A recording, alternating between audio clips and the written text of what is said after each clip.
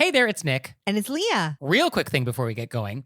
Please subscribe to our show and follow it. In whatever platform you're listening to us on. Yes, whatever app you're using right now, there's probably a plus button or a little bell or it says subscribe. Well, tap that, please. Just a quick little, and it makes such a big difference for us. We would really appreciate it. We really would. So please do that, and thank you. Thank you. And now, let's start the show. Yay! Hey everybody, it's Nick Leighton. And it's Leah Bonnema. And we had so many great questions from you all in the wilderness. Ow! That, we have a bonus episode. So here we go. Our first question is, quote, I'm looking for a pleasant way to handle a situation at work. We have an outdoor space, and this year, I decided to plant it. I prepared the soil, purchased plants with my own money, and have been the only one weeding and watering it. This week, someone harvested all of my cilantro leaves and left me with just stems. I am floored as my plan was to harvest the tomatoes, peppers, and cilantro at the same time and make salsa to share with the whole office. Now that the cilantro is gone, I feel a need to address this issue because I want to make sure that I get to harvest the other things that I planted. Is a note too tacky? Who is going into an office garden and just clearing out their cilantro? Oh, I know. Somebody who doesn't like cilantro. Oh, I think it's the opposite. I think it's somebody who loves cilantro. No, I think this is somebody at the office. They don't like cilantro. They have that thing, that genetic thing that makes cilantro taste like soap to them. And they know this salsa party is coming. And they're like, no, I don't want cilantro in my salsa. So I'm going to go and we're going to harvest it all so we can't have cilantro in my salsa. I think that's what happened. Oh, wow. That's such another level than what I was thinking. Yeah, I think this is diabolical and deliberate. No? Too far? I mean, it's got to be deliberate. You didn't accidentally. Oh, it's deliberate. Yes. Oops, I accidentally fell into the bushes with some scissors. I don't know how that happened. Yeah. No, this is somebody who loves cilantro and was like, oh, this is clearly just cilantro for all of us. And so I would like some. All of it. All of it. All of it. I mean. Yeah. I don't think a note is tacky. No. This is how I would start the note. Okay. And I assume it's a note like it's like a work group email. Yeah, I think this is an email. And however you address the group, I wrote, hey, y'alls. That's probably not it. Okay. But that's not the point that I was getting to. The point is I would re-explain it in case people didn't know that you purchased the seeds and have tended the garden and in preparation to make salsa for everybody. Right. And that the cilantro has been harvested. Uh-huh. And if people moving forward could please wait to harvest so we can enjoy this salsa together. Yeah, I mean, I think that's a very nice way to do it. I had a similar email to write. I think this is actually probably not the way to go, but I do like it. And it is, quote, unfortunately, a wild animal got into the office and ate all of the cilantro that was being grown for an end of the season office party. If you see this wild animal again, please report it to animal control. And if anybody would like anything from the garden, just let me know, and I'll let you know if we're going to use it before you pick. How's that? Do you like that? I actually, because people at home can't see me, I buried my hand, my face in my hands, because I laughed so hard a wild animal broke into the office. Yeah. I mean, I think that's a kind of a cheeky way to do it. So actually. Definitely cheeky. On Love Island, they would say cheeky. Very cheeky. Yeah. So I guess you would have to do the email in the tone that works for your office. So whatever that tone is. But I think to just explain, oh, this is what this is. Please don't do this again because this is the goal here. I think that's totally fair. And I think it's fair to remind people that you purchased these things. You've been growing them. Yeah, I mean, I understand that impulse, but it's very difficult to be like, I just did all this work and spent all this money and put in all this effort and somebody ate my cilantro. I think it's hard to mention like all the effort you made without coming across in a certain way. Which I think you have to just make a decision. Do you want to come across that way or not? Which maybe you do. But I think there's a way you could say it without coming across, you're just stating the facts because you did do all that work. And it's exceptionally rude for somebody to go in there and just plow your fields. Yeah, it is exceptionally rude. Yeah. Yeah, fair enough. But I think you could say, you know, I purchased these plants and have been cultivating them for the office party where I want to make salsa. That's just one sentence. It's not. Yeah, that's true. Right. Yeah, that's very neutral. And then say somebody must have accidentally harvested the cilantro. Could have been a wild animal. Who can say? Who can say? Who can say? So let's not do that again. Also, please tell us when you find out. I mean, do we know who did this? Of course we do. I mean, there's only one person in the office that's capable of this, right? Like we know, right? We have to know. It can't be totally a mystery. I don't know. I would be shocked. But like in every office, like we kind of have a suspicion of like, oh, who is capable of this? So I think we know. Yeah, but maybe we're wrong and it's the person we think is least capable and they're sinister cilantro stealers and they just come off as like the most lovely person in the whole world. Sinister cilantro stealers. Say that 10 times fast. So keep us posted, please. And we're sorry about your cilantro, and it's lovely that you're making salsa for everyone. It is lovely. And I'm just going to say, I love salsa. Wow. Controversial, Leah. Real controversial.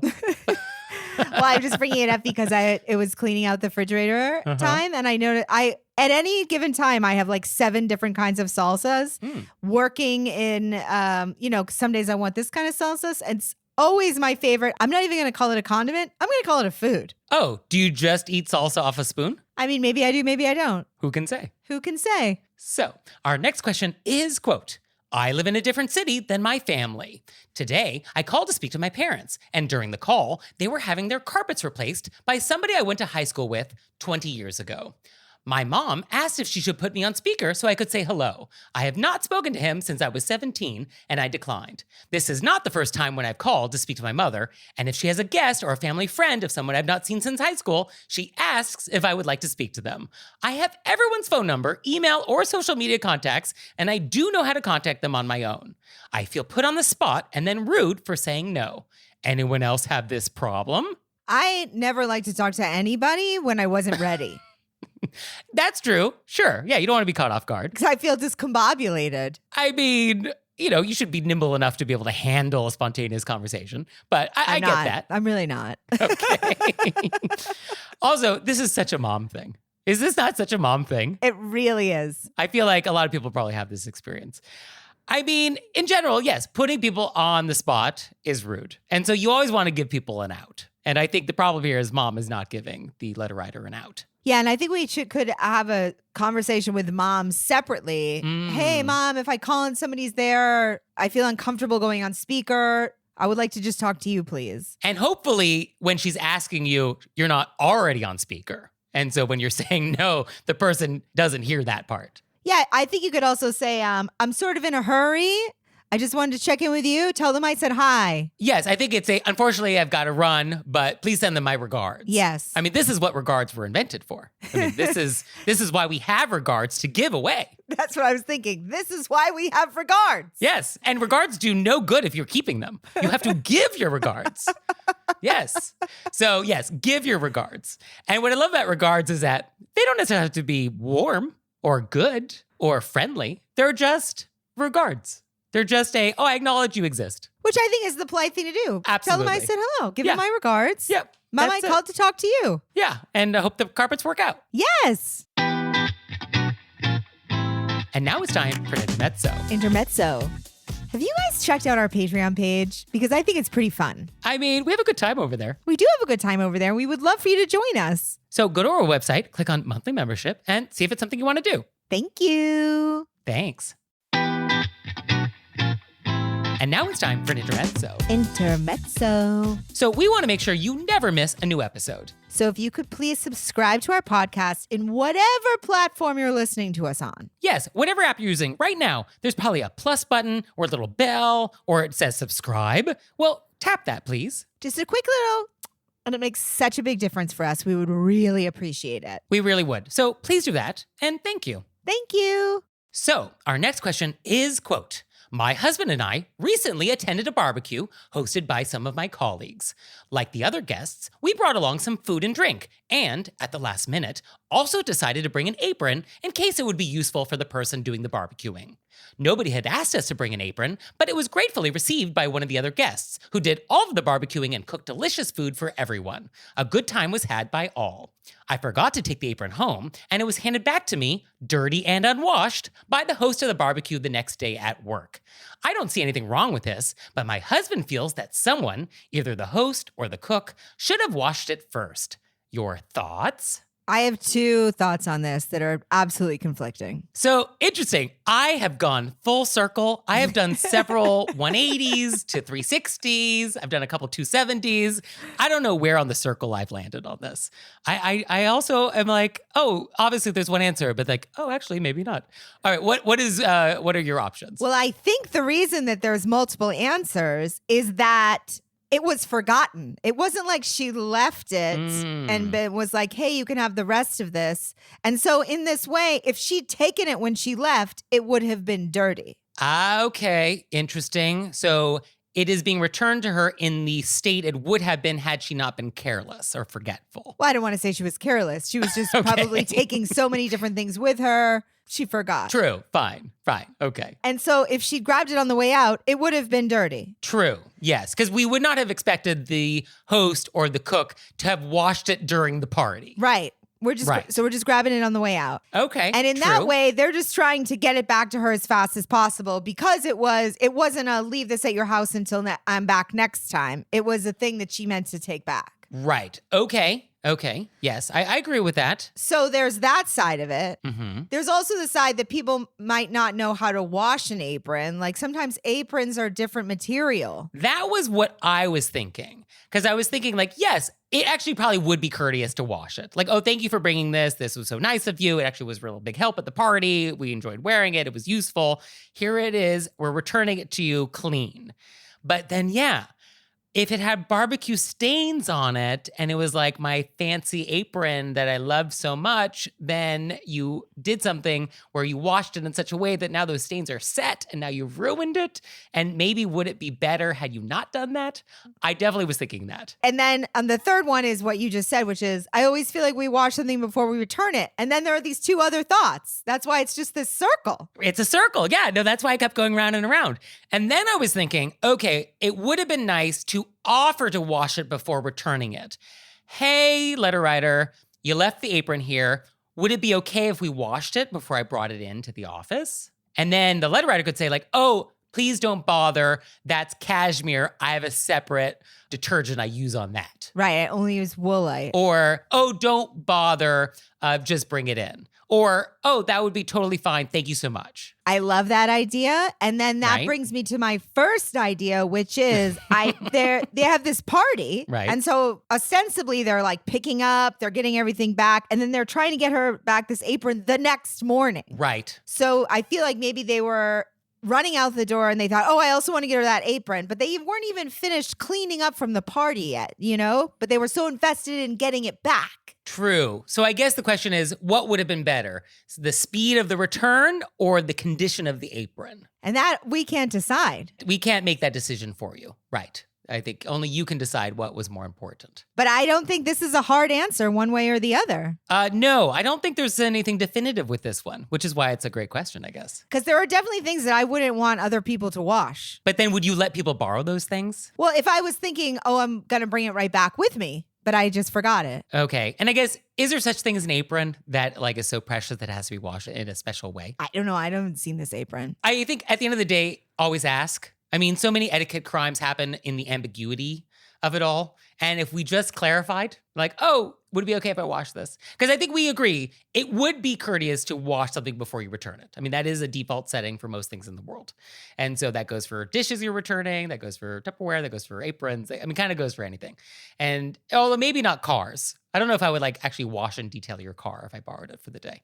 But I certainly would make sure it wasn't dirty. I mean, but you could run it through a car wash that would be polite. It would absolutely be polite. That's true. Yes, it would not be wrong to do so. It's not required. Whereas it is required to wash a casserole dish before you return it. Like you are not returning a casserole dish that has like crust on it. And this just has 2 extra layers that makes it so we can't decide. Yeah, we can't decide. Some things can't be decided. So, So our next question is, quote, I've been living abroad and returned home for a short visit. A neighbor who's an acquaintance was very excited to see me and insisted she come over to say hi.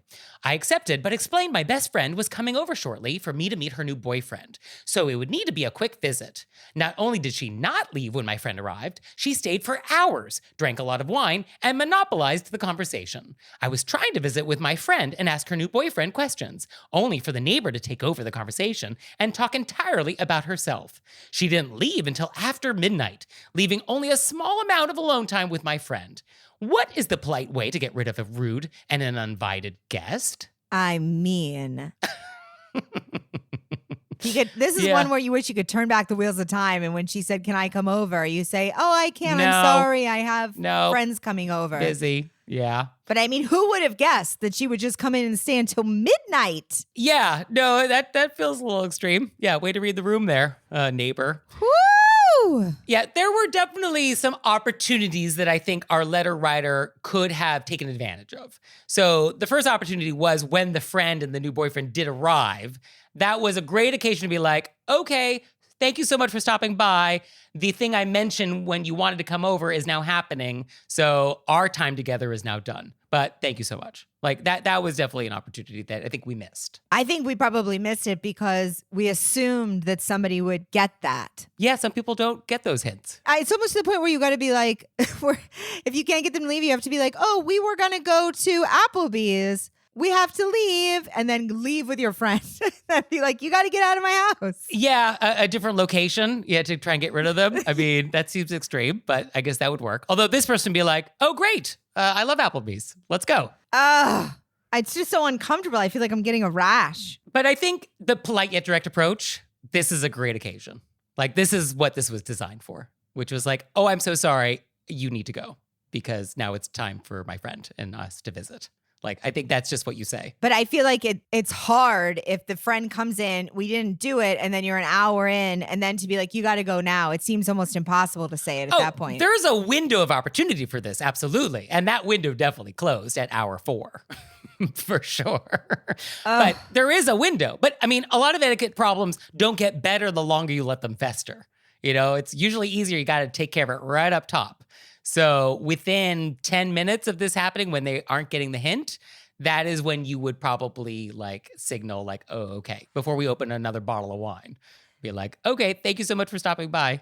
It was great to catch up with you. See you next time I'm in town." And I think this is one of those occasions where we're just so shocked that they're not leaving on their own that we weren't prepared to act. Yeah. Oh, I can see how we got here. Absolutely. Yeah. And I can see how uncomfortable this was and how awkward it is to say to somebody directly, like, "You need to get out of my house," in a polite way. But like, that's essentially what you are saying.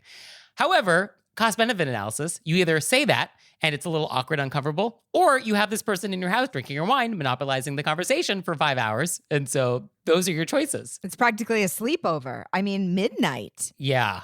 I mean, that's really extreme. I also think you have a short period of time. In the future, you can say to people, "Oh, I can't right now. I'm only here for a short period of time. I have a friend coming over." Like, it's like you can be protective of your time. Yes, no is also an answer. I mean, who would have known this would have happened when we said there was a short visit? And we try to protect ourselves by giving this neighbor a heads up, like, "Oh, this will be a short visit because of this other thing." Like, we did try to actually set that boundary. Yeah, we did try. The problem is we just didn't really stick to that boundary and really enforce it. And when they blew through that boundary, we should have gone back to like reemphasize that same boundary. Oh, I'm sweating. But now we know this about this neighbor. Yeah, now we know this. This is never going to happen again with this neighbor. Woo! But there will be other people in your life who are going to do something similar. So I think you just need to be more prepared to just be like, "Oh, so nice seeing you, but our time is done." Our time is done. Yeah, do it like a whole end of a therapy session. Be like, "That's our session." And that's it. Close a notebook. But actually, body language, I think, would go a long way. I mean, if you had stood up and be like, "It was so great for you to stop by," and like start walking towards the door. I mean, body language, it's really hard to miss that signal. I feel like this person could willfully miss a lot of signals. Yeah. I mean, I guess that's when you actually just have to grab them by the scruff of their neck. Just drag them out backwards. Drag them You out. have to go. Yeah, you don't have to go home, but can't stay here. Oh, so stressful. Very stressful. But I'm sorry this happened. Me I mean, this too. is really I can terrible. fully visualize it. You're sitting there, they're monopolizing the conversation they weren't even supposed to be a part of. And then the poor friend and the boyfriend, because they're in this house, be like, "Who is this woman? Who Like, is what this happening?" woman? So, sorry.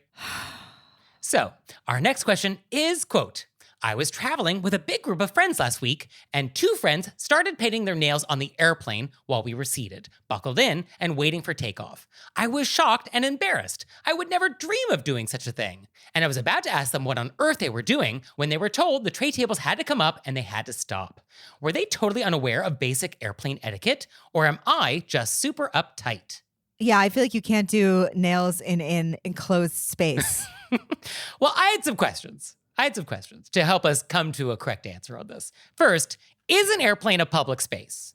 Right? That's the first question. Are you in public? Yes. And I think yes. This is still a public space. There's not a lot of people, but it is still strangers to you, and it is considered a public space. So that's like a first question. And then the second question is, are we grooming ourselves? Is nail polish considered grooming? Yes. Yeah, I think it is, right? And I think in general, we don't want to be grooming unnecessarily in public. And then the third question is there such a thing as scent-free nail polish? No. Something that has 0 scent. And that's why, that's the biggest one for me. Because like maybe you want to throw in a little mascara when you land because you're like going to a work meeting or something. Fine. Mascara doesn't burn the nose hairs out of the person sitting next to you. Yeah, and even if the person sitting next to you is part of your party, there are still people around beyond that who I think are still within the orb of scent. It's a strong smell. Yes. I mean, I feel like no is the answer. Yeah, definitely. You are not uptight. I think it's very standard. Even if, and then on top of that, like what if the plane, something happened and then it dumped? It spilled, like it spills. Yeah, I mean, presumably this was before the door was closed and we had not started moving yet. But like that doesn't matter. We just don't do it. Yeah, this is a no. I wouldn't even do my nails in a car with all of my friends without being like, hey, I just need to fix this one nail. I can't imagine that I would do it anyway. And then be like, should we roll down all the windows? Just so aware of how much it smells. Because it's like the kind of smell that gives people a headache. Yeah, I mean, I don't want to be around that. Absolutely. So yeah, you are not being uptight. This is basic airplane etiquette that they are not following. Sorry. So our next question is, quote, I have a pair of coworkers who are married and they talk to each other at the office like they are at home. They use a tone that is argumentative and snippy. They would never talk to one of us this way, so it feels very uncomfortable and unprofessional. The wife and I are both in management positions, so I feel like I could say something to her, but I'm not sure how to approach it. Our office is small, so the conversation could be easily overheard by all unless taken elsewhere. What should I do? I feel like I just smelled nail polish. This is actually one of my pet peeves when people are in a relationship and they work in the same place and then they bring how they have their relationship in their house into the group because it's very uncomfortable for other people. Yeah, it's definitely awkward. It's hard to pull off for sure. I mean, I work with my significant other and a lot of people don't even know that we're together when we show up at places because I want to be, you know what I mean? Like if I went into a doctor's office and two of the doctors were talking to each other the way that I'd be like, I feel uncomfortable. Interesting you're able to put away your coffee cup here. Yeah. I guess my first question is, it's a small office, so the conversation with the other person that you want to have is uncomfortable because other people are going to hear?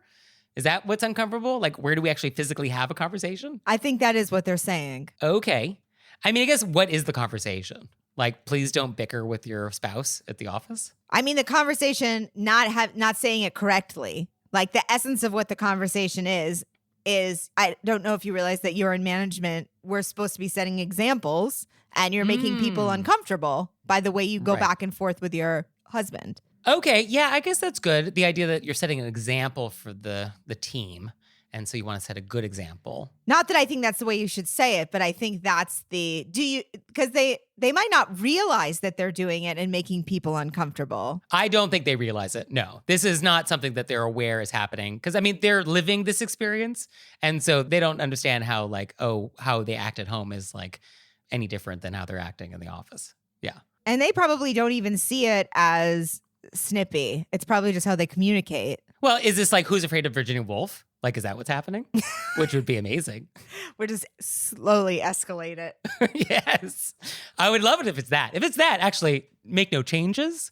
I would love to attend the next staff meeting. Just maybe film it. Yeah. Because I feel like there's 3 ways to handle it. 1, you could ignore it. 2, you could drop some random comment that was like sort of, which I don't like because I feel like our whole goal with this podcast has been to learn how to talk in like a polite yet direct way. So that sort of isn't that at all. Yeah, no, the passive aggressive side comment is not approved. Correct. Woo! I guess you guys are fighting at home. You know what I mean? That's not the goal of this podcast. Or mommy and daddy are fighting. Yes. Or, you just bring popcorn from the microwave and sit down and watch them and be like, what are you guys fighting about today? I think all of those things are not the goal ways to handle them. So then you either have let it go or, hey, can I take you to coffee? I have something I'd love to chat with you about. I like that. Let me take you to coffee. Let's chat about something. Yeah. And take it out of the office. And I don't think you're aware, but sometimes the tone you use with this person is not the right tone for the office. Yeah. And then I think we wouldn't say anything to the husband because there is that sort of seniority difference, right? Yes. So we wouldn't say anything to him. Although I'm sure he's equally culpable for the tone that's being used here. Oh, I'm sure he is. The other thing I was sort of thinking was to approach it as a privacy thing, which was like, you may not be aware, but the conversations that you have with him, we can all hear because it's a small office. So if you don't want all of us knowing about your personal business, maybe don't talk about those things in the office. I really like that because then you're not saying directly, you're making everybody uncomfortable. You're drawing attention to the fact, did they realize that we can hear their personal business? Right. And so maybe you don't want all of us knowing your personal business, assuming that the tone that's being used is about non-work things.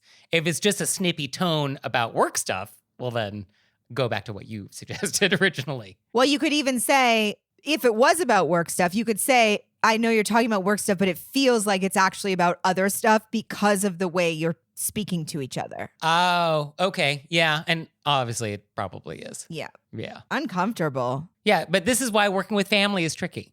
This is tricky. And it just has to be you just have to have a different relationship with them at workplace, unless it's like a family business. And then feel free to yell at each other and do whatever it is you do. Yeah. Then it's a great reality show. Sure. I'll watch that on TLC. No problem. Oh, please let us know how this goes, what you decide to do. I'd be very interested to hearing how, because it's also, who knows how they'll respond. That's true. I mean, I would like to think that they will respond appreciatively, that they weren't aware this was happening or was an issue. They thank you for the care with which you approached it and the kind way you delicately brought up the topic. And then we'll make an effort to change something. That's how I hope they respond as well. I see a world in which they get very defensive and offended. And I don't know if we could do anything about that. But I don't think the hazard of that is a reason not to try. And then I think if they are defensive about it, then you go to the option B, which is not the appropriate way to handle it. But if they push you to it, then you can do the mommy and daddy are fighting. Yeah. And then I think we just sort of behind their back, just send animated GIFs via text to the entire office except them. And we get a group chat going. And that's what we do. Yeah. Either way is great. But let us know which path you take and how it worked out. How quickly we derail. We start out with such good intentions, but then if people don't reciprocate, well, we can go the other way. Yeah, we can escalate. Absolutely, no problem. Bring it. So, would you like to escalate? Let us know. You can let us know through our website, wereraisedbywolves.com, or you can leave us a voicemail or send us a text message, 267-CALL-RBW. And we'll see you next time. Bye. Bye.